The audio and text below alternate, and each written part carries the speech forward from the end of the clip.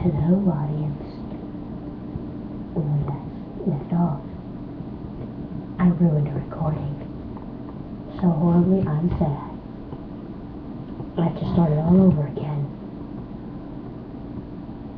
I finished chapter 1, then it messed up. So I'm sad. Now let me get back to the chapter I was reading before I kill someone.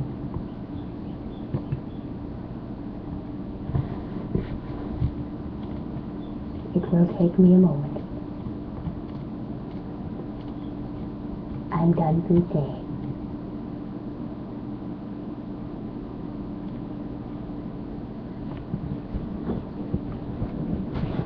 Okay.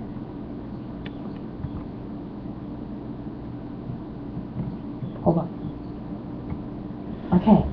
I looked around for a few minutes, was overlaying everything I just heard. My little Tia saying that back home she's basically a god? I don't know what to make of it, so it was hard to believe, even if the little alicorn Billy had long ignored my trust. I heard the sound of tears falling on the ground, onto the ground, through all of the silence, and immediately after I heard Tia whimpering and catching her breath every few seconds. Sorry. It hurt me down to my very soul to hear in such despair.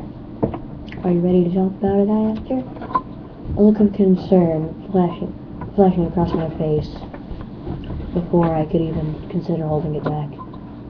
It's just that my whole life I knew I was going to be alive a long time, but I never knew that humans lived so few years less than alicorns. So what's the problem? I asked her, still focused on her quivering body. I didn't know it would affect you so dramatically. To have me around, as I could say here, you'll continue to grow younger and eventually age much slower. I wouldn't blame you if you kicked me out. Sad face. I didn't imagine you're comfortable with living for that long. She said you were uncomfortable. I don't imagine you're comfortable with living that long. She said her voice yelling up. Sorry. I sat there for a few minutes, thinking of the right words to say to my sensitive little Tia. Finally, I looked up, verbalizing her small smile. Tia, if living a little while longer than I expected is the price that I have to pay to make certain you're safe and happy, then it's more than worth my time. Then it's more than worth it to me. Really? She asked shakily, not expecting that kind of response. Of course, I said matter-of-factly, continuing to smile for her. She jumped at me again, wrapping me up in another hug. I obliged to her and put my arms around her furry little body. I stopped suddenly because my mom was waking up 6:23 a.m. Yeah, I've been up. You can always count on me, my little toy, or Tia. I whispered to her, and it was true, she could. She had grown on me over the last 5 years, as any child is able to for a caregiver. I loved her like my own daughter. Everything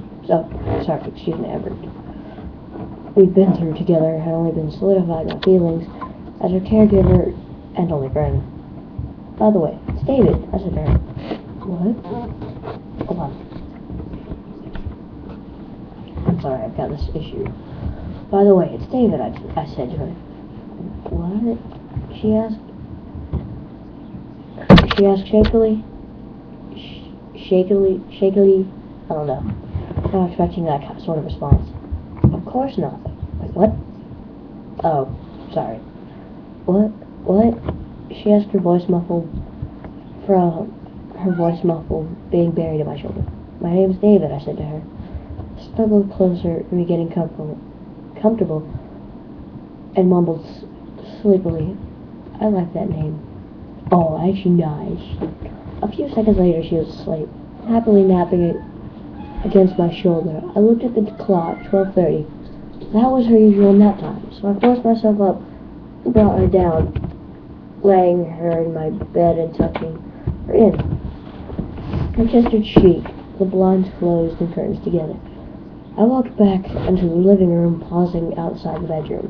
She wasn't looking or sleeping. Stalker. Peacefully for a moment. I smiled to myself before cracking the door, knowing she had trouble with doorknobs. Sleep not, Lucia. This was very short, but I'm done for a while. My mouth, it hurts so much.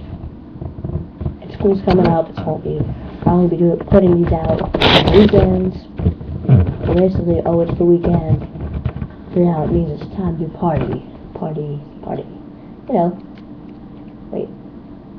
Yeah, YFM, my favorite Martian. Yeah, bye.